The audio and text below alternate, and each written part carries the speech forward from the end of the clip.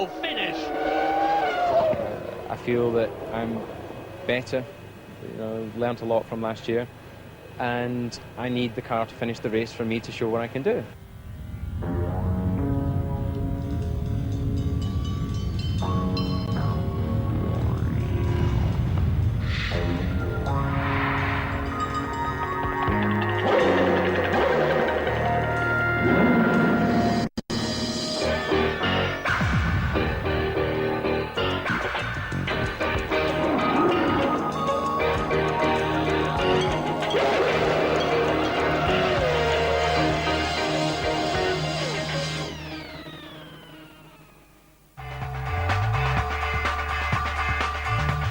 Radio Centrale. Oggi pole position. Su Radio Zero, domenica speciale. Gran Premio di San Marino di Formula 1. Stop! Tempo scaduto.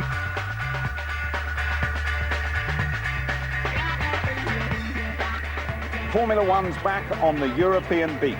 We're at Imola, where David Coulthard triumphed in great style last year, and the circuit is packed to bursting point for the San Marino Grand Prix. Hello there, good afternoon. Well, the F1 season really does move up a gear when we arrive in Europe, and we're with you now just about every fortnight, right the way through until November. Today we have a very special competition, your chance to win a Damon Hill World Championship helmet, and I'll give you the details after the race. First, our review of qualifying. Ferrari closing the gap on McLaren, and just 1 second covering the top 5. James Allen reporting.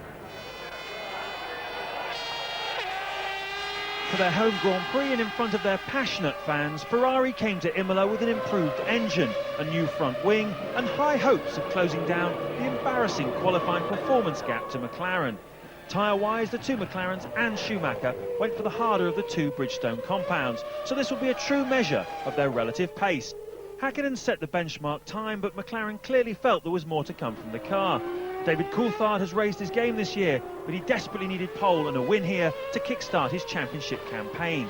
As McLaren searched for more speed, Schumacher went out to see whether he could collect a full house. And it's bingo! Front row of the grid for Michael Schumacher, 1/10 of a second slower than Mika Hakkinen. Coulthard found his rhythm and staked his claim for a second consecutive pole position at Imola and a first of the '99 season. Job done. Or was it? As the clock ticked away, despite a straight-line speed disadvantage, Schumacher again split the McLarens, but Hakkinen had no plans to start on row 2 and made the most of a traffic-free lap. A bit messy there. Yeah, a little bit messy there. It'll do! It'll do! Wow! Coulthard psyched himself up for the glory lap. He was fastest in the first 2 sectors, but lost out. He blamed it on traffic, but whatever. Again, he came away empty-handed. Everything was looking good. My lap time was showing me going quicker and quicker, and then traffic in an awkward position, and it's unfortunate, and the times will show that Mika had the pole, but it still gives me satisfaction, even though I'm second, to know that ultimately I was a little bit quicker if I'd been able to screw the lap together. Eddie Irvine drove consistently in 4th place, never a contender, but keeping the following hordes behind. These were led by Villeneuve, who was mighty in the BAR. Miles behind in the horsepower race, he nevertheless grabbed 5th. Unbelievable. I think the team have just done a fantastic job. Jacques, I don't know where he got it from, but it was every time he went out, he just went faster and faster.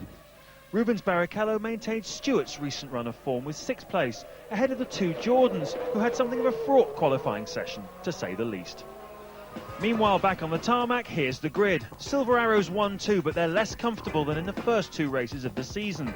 Schumacher and Irvine looking to pounce from row 2. Villeneuve, who would love to get some points today, and Rubens Barrichello on row 3. Row 4, Frentzen ahead of teammate Damon Hill. And all Williams row 5, Ralf Schumacher and Alex Zanardi beginning to find a rhythm. Panis and a disappointed Johnny Herbert on row 6. Row 7, Jean Alesi and Jarno Trulli.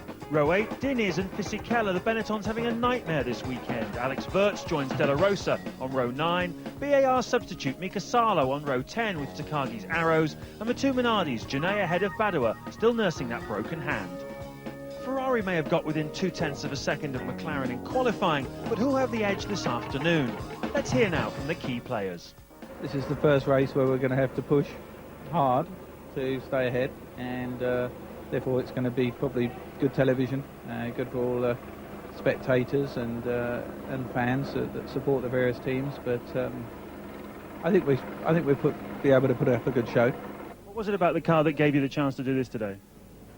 Basically better performance in general. There's no single issues. I mean, we did a good test in Jerez mechanically. We've done some aerodynamic improvements with the new wing.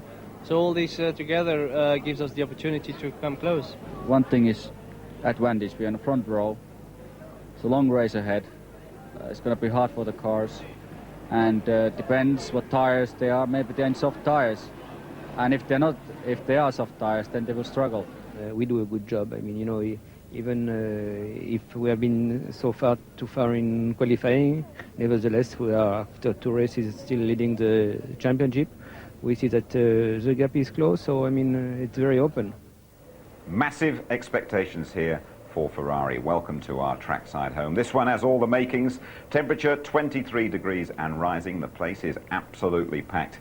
Now, you might well know that Martin Brundle has been named Sports Pundit of the Year by the Royal Television Society. He isn't with us this weekend. He's actually qualifying at Le Mans, but in his place, I'm delighted to welcome former world champion Jody Scheckter and Tony Jardine, of course. Welcome to you both. Now, Jody, you're the last guy to win a world title for Ferrari. It was 20 years ago. They're getting desperate, aren't they? Yeah, I think, you know, the last 3 years they've been in a position to win and just haven't been able to do it. They're going to get in trouble. Yeah, how do you explain it with all their resources and they still can't win it for all that time? Well, I mean, you know, the problem last year certainly was McLaren's. I think they've got everything together. I think when I left there, the old man was getting older and really was losing his grip on things. And it's taken them a while when Montezemolo got in, got the budgets open, got the right people. But now I see them having the right package. It's just got to come together a little bit. Now, how about when you drive here with those tifosi, the Ferrari fans, that massive crowd and the expectation as well? Yeah, well, you know, traditionally Ferraris have either fallen apart with the pressure, and I've always said that driving for Ferrari is really driving for Italy, which is great and exciting if you can use the energy in a positive way. And Tony, here's the man in action. Yeah, there's Jody, and that's in the Wolf, and that's Walter Wolf, the boss there in 1977. Won the first race of the season, a brand new car, and there's Jody at Monte Carlo, winning as well, and twice a Monte Carlo winner, 10-time winner, 112 Grand Prix from Mr. Scheckter here on my left, and 1979 there. Well, that's still with the Wolf, but 1979, here we are in his Ferrari colours, the world champion. And behind him there is the late, great Gilles Villeneuve, the father of Jacques, who was his teammate during that illustrious season. And the last championship for Ferrari, there's Jody there at Monte Carlo, enjoying the champagne 20 years ago. Yeah, absolutely.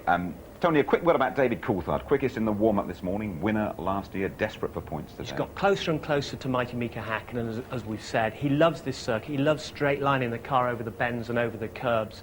And but for a BAR, a Villeneuve actually, he would have had pole, I'm convinced, so expect fireworks from him today. OK then. Now then, let's hear from two drivers who are breaking new ground this year, Alex Zanardi and Jacques Villeneuve. The former world champion really has had a tough time in the British-American racing team until that 5th place in qualifying that Tony has just mentioned. Louise Goodman reporting. Despite the pre-season claims that they would win their first Grand Prix, British-American racing had an inauspicious start to 1999. Villeneuve qualified 11th in Australia, but neither car finished the race, and in Brazil the performance went backwards. We had some ride and handling problems in Brazil, so the 4 drivers couldn't stay on the power, and they bumped from bounce to bounce. Brazil, we were completely out to lunch with the setup. And we got it better during the race in Brazil, but it still wasn't very good. So we worked hard in Jerez and we made improvements. And once we got here, we kept working at it and we finally got it right for qualifying. I didn't get this feeling since '97 where I could go out in qualifying and just push the car and just keep on pushing and pushing. And every run we did, we improved the setup. So it was great to get a feedback like that from the car. And after the beginning of the season and all the frustration we've had, I think it's good for everybody that we finally get a good result in.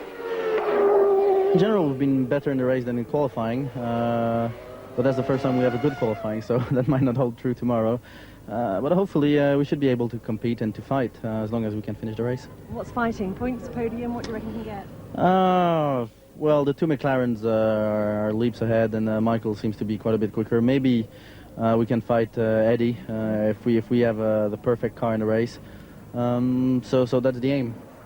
Well, just like Jacques Villeneuve, Alex Zanardi had great success in IndyCars. He was a back-to-back champion, in fact. But when he returned to F1 with Williams, it's been tough for him. Alex Zanardi yet to finish a race so far. Zanardi born in nearby Bologna, and this weekend the likeable Italian really hoping there's no place like home.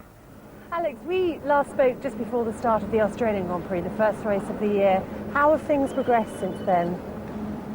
They are progressing, which is encouraging. Unfortunately, in a way, not fast enough to please my ego. I'd love to just go out there and beat everybody, but it's not possible because all the other drivers are really good and they're driving beautiful, technologically speaking, machines, and it's very tough. It's a tough challenge. Our car had so many problems, and which was kind of a joke, almost incredible. I mean, every single session something happened to it, and especially for me it has been a nightmare because when I was there in the States I knew that car so well that all I needed was for it to work for one lap, and I would put it on my shoulder and get things together. Here it's a little different. I need a little bit of laps to get it going, and obviously if the car stops prior to the point that I'm warm enough, performance doesn't come. You finally got a good test in before you came to this race, lots of laps, and this is your home Grand Prix as well. Is that going to make a difference for you? Not really. Once that you drop the shield, you always try your best, and it doesn't really make any difference. Certainly, if you could have a sort of magic tool, as you said, and you say you got a couple of bonus, which ones are the races where you would love to do well? Well, in my priority, I would say Imola and Monaco. I actually came here, I believe it was 1979 or 1980, and I was 12 years old, and my uncle used to work at the Rivazza corner as a, post marshal, and at the time it was actually easier to find passes than what it is today, and he found me one, and I came here and I had a little camera, and I took pictures at some of the drivers, and that was the cat's meow, my best of the best that I could dream of. And today I'm here, and my life has changed a lot. I feel very lucky for that, but nevertheless, I know that I'm a driver in a position to go out there and do the job and get even more and win and get results, and I'd be a fool if I wouldn't do that. Well, let's hope you get the job done this weekend. Thanks, Alex. Thank you. The cat's meow, I like that. He's going to have to get his claws into the field from 10th position today. Now then, with overtaking just about a lost art, everything can change in the pits. Get it wrong in those pressurised few seconds, and, well, the game's just about up. Louise and James have, with the help of the Arrows organisation, prepared this special report on pit stops. Irvine stops well on his marks, and there's the Jordan. They've got to get that fuel in quickly. The fuel flow will be exactly the same for the two rigs. Irvine's got the revs on ready, drops the clutch, away he goes. It's a cliche to say that races are won or lost in the pits. They sometimes are, but on the whole, Grand Prix racing is just a little bit more complicated than that. Still, for those of you who thought that pit stops are about as interesting as a trip to your local quick fit, think again. There are 22 people involved in turning a car round, and although they practice it many dozens of times between races, they still only have 7 seconds during the race to get it right. So let's have a look in detail at how it's done. The first job is to get the car into position and get it off the ground. The front and rear jackmen have to be perfectly coordinated to give the refuelers a steady valve to aim at. The fuel hose weighs 40 kilos, so it takes 2 men to operate it. The rig shoots fuel in at 12 litres per second, and it's designed never to spill a drop. While the fuel is going in, the tyres are changed. Each corner is serviced by 3 people. The airgun operator wears red gloves, so on his signal the team manager knows that the job is done. There's 1 man to wipe the driver's visor and a team standing by to replace the nose if it's damaged. The stop is coordinated by a lollipop, which tells the driver to put his foot on the brake and then engage first gear. If the engine stalls, another mechanic is ready with a compressed air starter. The teams practice their pit stops twice on race weekends, with an early morning session on Sunday before the race to make sure they're sharp. it has to be instinctive, without any panic. It's a dangerous game. These mechanics are every bit as competitive as the drivers. Louise and I have called many stops, but we'd never had a go until Arrows invited us to join in. Okay. Oh, so it doesn't actually matter where it's going underneath? It's not. It's nice if you can get it. It's not slotting into anything. No, but it'll pick it up.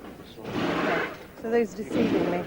Well, there are two little holes underneath. But if it misses them, it's not the end of the world. Right, it's all yours then. Ready? Go.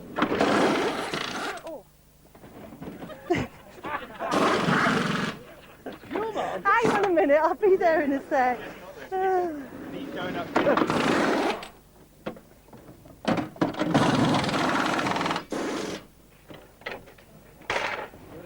How's that?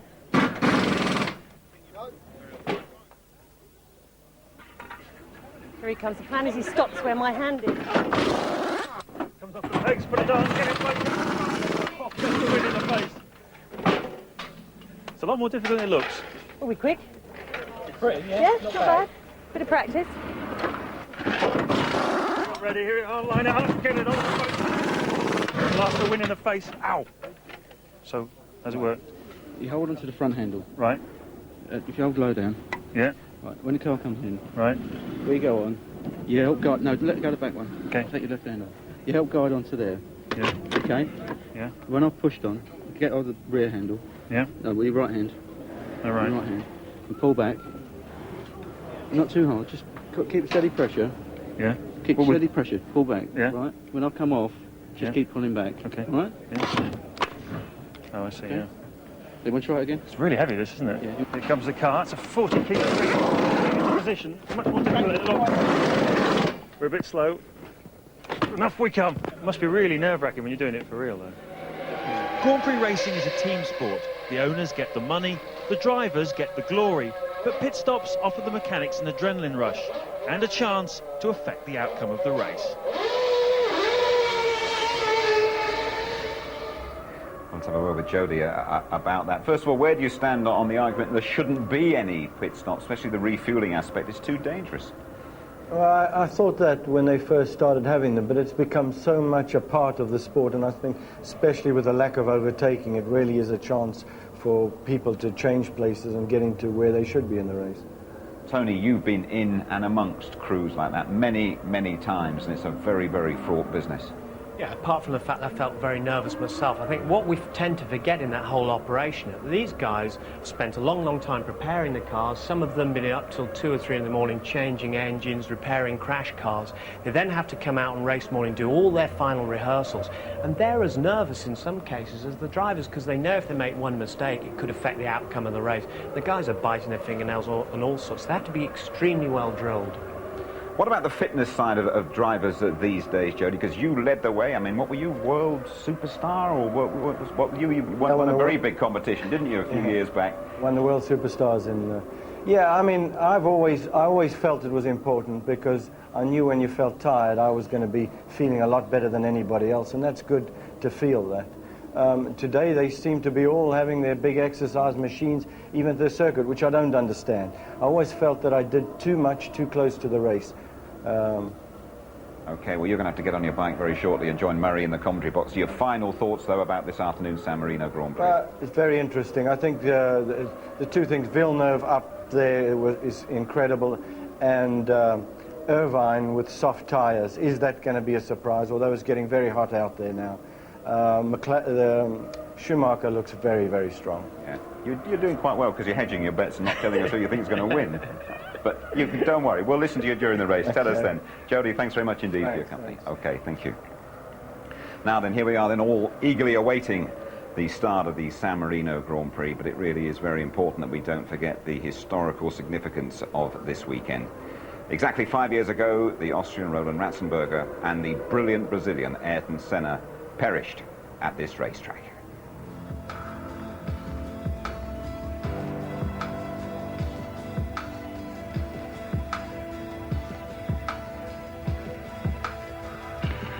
Everybody miss him, because he has been the man to beat. I mean, he has been the #1 driver, and if you beat him, then you knew you'd beaten everyone, and that was always a special situation. Ayrton was like a king for me, especially when I arrived in Formula One. He was really the top, and he has been the shock and the saddest remember I can have from my beginning in Formula One. Well, I believe everybody is wishing that Imola race would have never happened, but it is a fact. It's part of our job. We have to accept it, and it's just incredible that he's not here with us. The striking thing about Senna's, the aftermath of Senna's death, was how it touched people who had nothing to do with motor racing. People, you know, young and old, all sorts of people. Everybody seemed to be affected by it.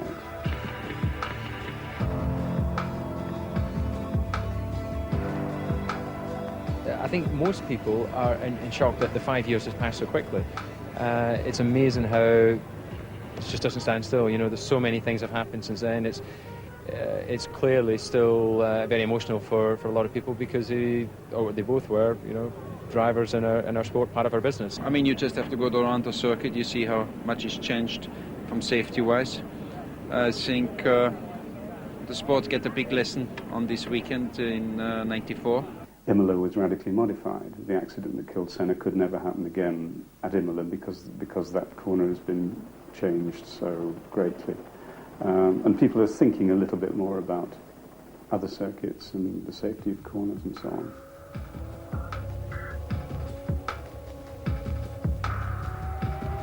We had some bad times, some good times, as you have if you compete on such level. But overall, obviously, it's sad that first of all we lost him, and second that in a sport we all love, we have to face death as possible. Ayrton's driving skills, if you like, still stand out as amongst the best driver that's ever been in Formula One in terms of his qualifying ability, racing, determination, all those sort of things. And you know, I don't believe he's been matched so far in Formula One. And you know, what a better way for him to be remembered. The problem is, over time, people forget.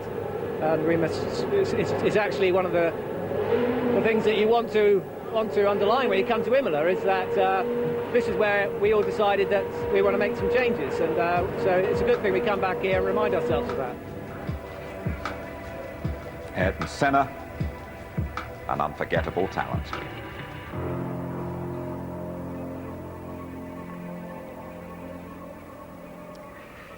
Now then, throughout the summer, Murray Walker is going to be sitting down and talking one-to-one with some of the key characters in the world of Formula One. We're calling this feature Murray Meets. Well, let's see who he's got his eye on today.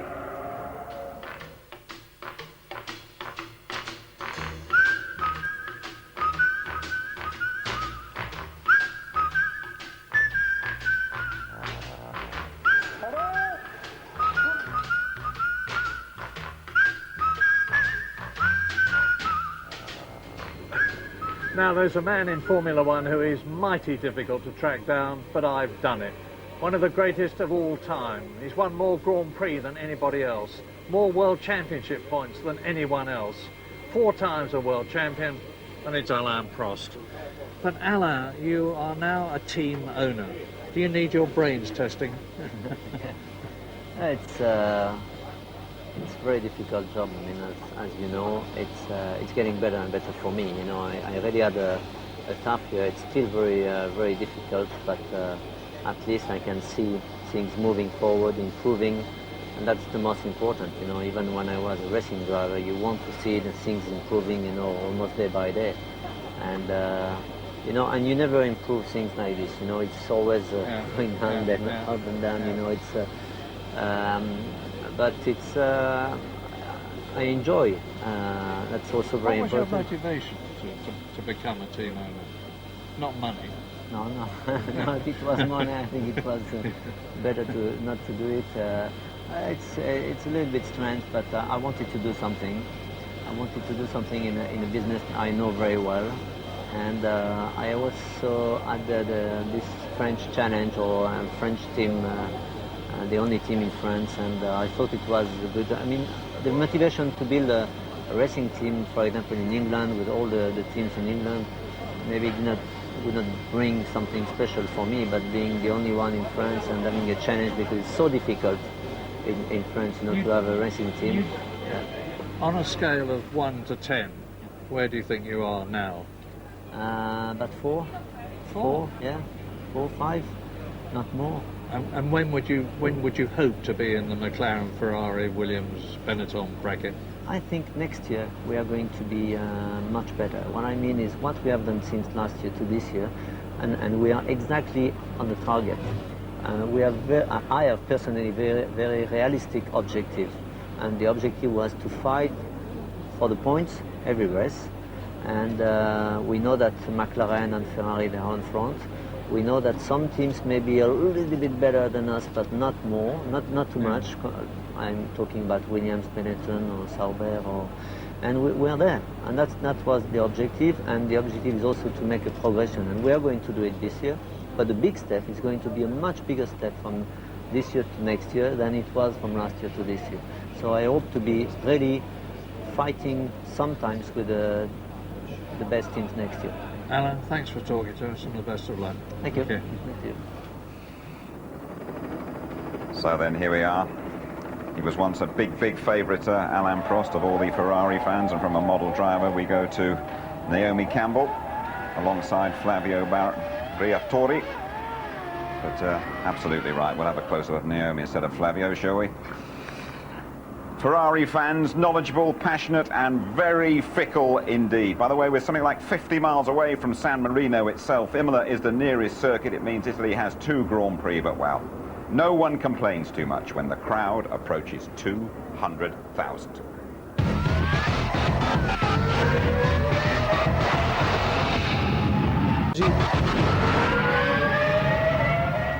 Welcome back to Imola. We are ticking down towards the start of the San Marino Grand Prix, just under a quarter of an hour away. An absolutely beautiful day here, as you can see. Right then, what sort of strategy will we see? Will it be one stops or 2? What sort of tyres will they be using? James knows it all. Traditionally, Imola is a 2-stop race because with 6 heavy braking zones, the brakes take a real hammering and they simply wouldn't stand up to the extra weight of a 1-stop fuel load. The key thing strategy-wise then is the timing of the pit stops to maximise track position. They'll start coming in around lap 24 for the first stop and the second around lap 44. It's a short pit lane here, so just 20-second lost time with 7 to 8 seconds stationary to turn the car around. Neither fuel consumption nor tyre degradation are particularly high by Formula 1 standards, but they'll still be watching the gearbox and brake temperatures very closely indeed. McLaren are still concerned about reliability, and Ferrari's tactic will be to push them very hard this afternoon and see if they break. It's going to be a straight fight, flat out, all afternoon.